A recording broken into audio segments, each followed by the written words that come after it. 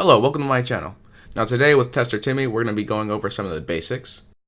He's got a collider, which we can use to define the collision around the player.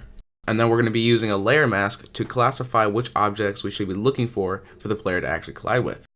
That way, if all of our platforms are in the layer purple, we only really have to look for objects on the purple layer instead of all our, background sprites, etc. to look for collisions.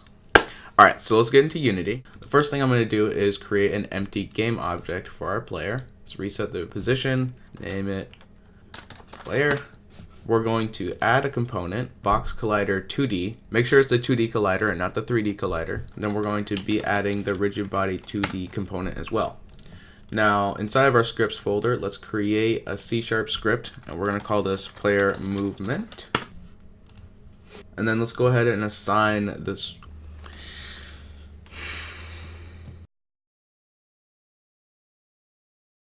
Okay, so if that ever happens to you, just relaunch Unity and you'll be fine. Let's assign our script to our player. Let's open it up inside of Visual Studio. We're going to want a reference to how fast we want our player to go. If we want to jump, we need to tell it how much force we want to apply to jump. And then we're going to need a reference to our box collider 2D, which we can use to define the collision around the player. And then let's make a reference to the layer we want all of the things our player should collide with on. So we're going to call this collision. And then we're also going to need to make a reference to our rigid body 2D. This component takes care of all of our physics. So in our start function, let's assign the rigid body variable to the rigid body component on this game object. And the same thing for our box collider 2D.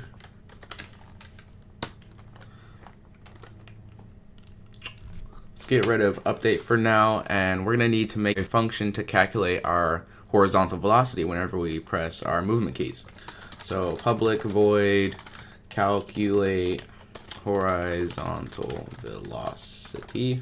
Inside of here, let's say, and we're going to need to make a public int horizontal. This will be our variable to represent which way we're actually facing.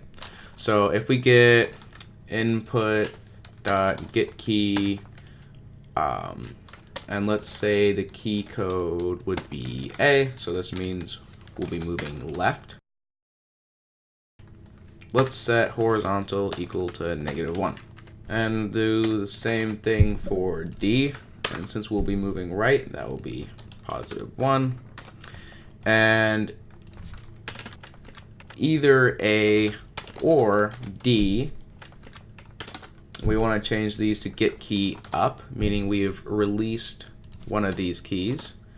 We would no longer are going anywhere, so horizontal will be equal to 0. We're standing still. So let's create private fixed update. First thing we want to do is calculate our horizontal velocity.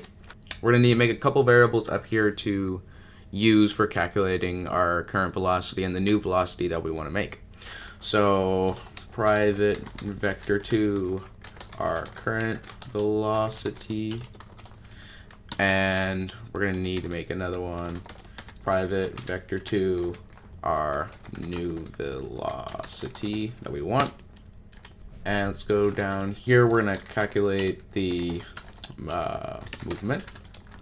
So current velocity is going to be equal to our rigid body dot velocity, and our new velocity is going to be equal to a new vector2 nothing on.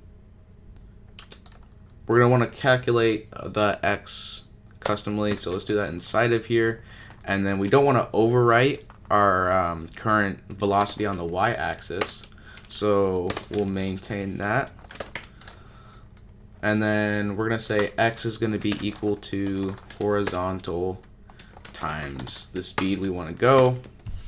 And we actually want to move our semicolon down there. All right. And then we need to actually set our rigid body velocity to equal our new calculated velocity. And that should work. Let's hop into Unity. There's going to be a couple things we need to do first.